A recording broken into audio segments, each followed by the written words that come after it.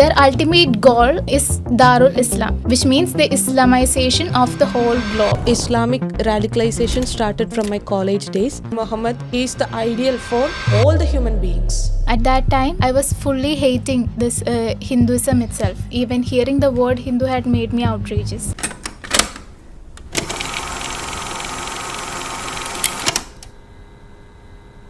Is this a real story or a repeated script?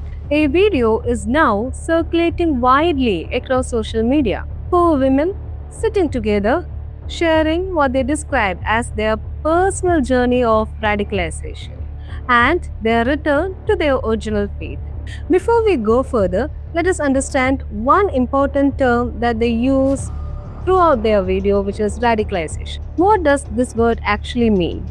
In very simple terms, if I say, it means slowly influencing someone's thinking so strongly that they begin to reject everything they believed before, their faith, their culture, their values, and their identity, and start believing only one right idea as the absolute truth.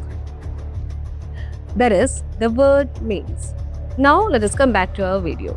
The women describe what they call a pattern. They describe as first, someone becomes your friend, then they begin asking questions about your religion. Questions like, why do you have so many gods? Why do you worship idols? Which god will save you out of this three-threaded cross god? According to them, these questions slowly create confusion, and eventually the person begins to doubt their own beliefs. At first glance, this sounds like a serious claim. But then I watched the video carefully. Something felt strangely familiar in this. Or I can say very familiar. Because this exact pattern, almost step by step, is something many viewers have already seen before. Not necessarily in real life, but in a film. The film Kerala Story 1. If you remember that movie, the sequence is almost identical. The friendships, then these religious questions, then confusion, then ideological influence. Even the questions sound almost the same. If we just look at this video and look at that Kerala Story 1 film, we will get the points. How many gods do they have? Which god will save you? And those worship idols questions, everything is absolutely the same as the film. Oh, is this simply a coincidence, or are we hearing a narrative that already became popular through cinema now being repeated as testimony? This is not an accusation. This is just an observation. And observations naturally lead to questions. Now, let us look at some of the specific claims mentioned in the discussion. One speaker says she was studying physiotherapy in Ernakulam and that she stayed in a hostel, and according to her, most of her roommates were Muslims. She says her friend began asking questions about Hindu rituals, multiple gods, and the idol worship. And eventually, she says she became confused about her own religion. Then, according to her story, her friends started sharing videos.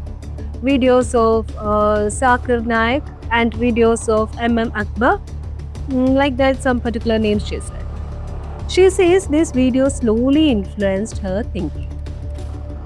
And at one point, she claims she removed the photo of Krishna, Lord Krishna, from her room and kept the Vishnu book away in a suitcase down because she no longer wanted to see it though. This is what she said. That is the story presented in the video. But here is the key question. If such experiences, so-called experiences, are real, and if such organized radicalization truly exists, or if she has faced, then where are the verifiable details? Where are the names? Where are the places? Where are these institutions?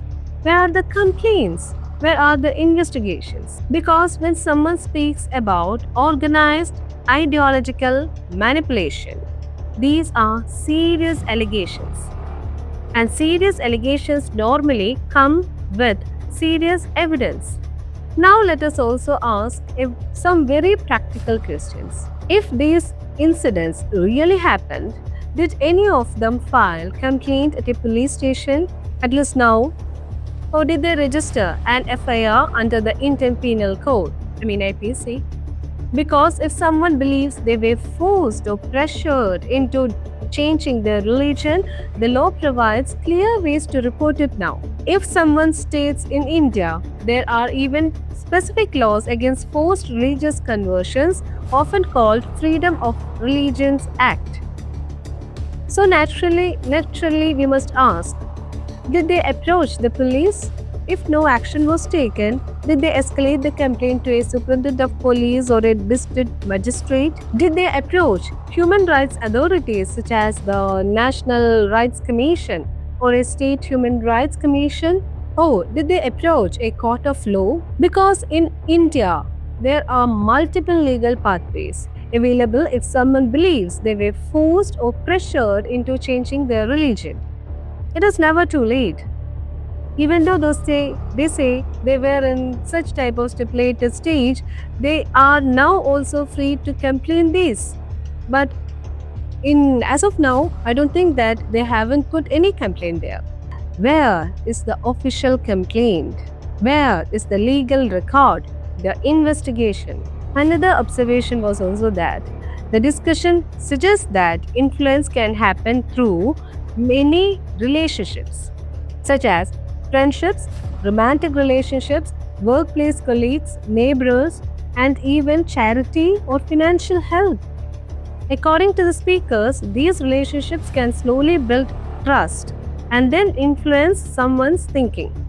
They also say that after their experience, they approached Asha Vidya Samaj, where they underwent what they described as de-radicalization through discussions, debates, and spiritual guidance.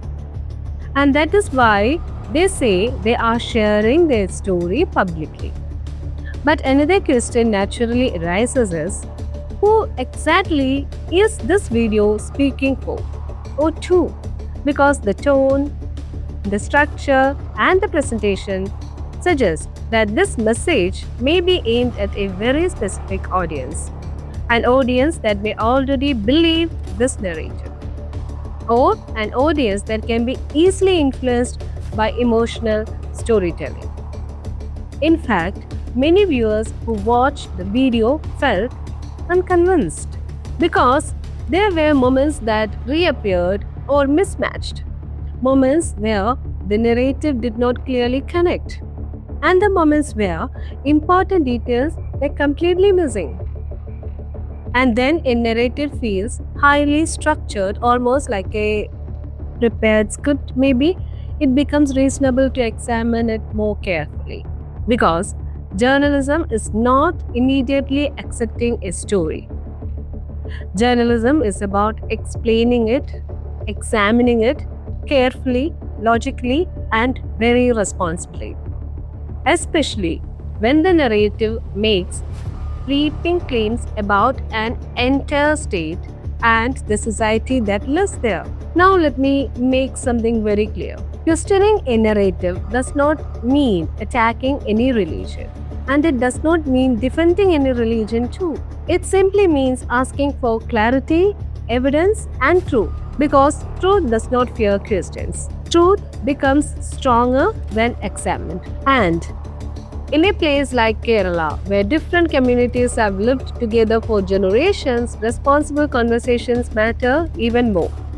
In today's digital world, stories travel very fast, we all know that. But facts take time. So the responsibility of every viewer is simple. I believe it is listen carefully, think critically, and ask questions wherever it is needed. Because the moment society stops questioning, narratives start replacing reality. This is Chandni, and this is the Unmasked Indian, where stories are not just heard, they are examined and sometimes unmasked.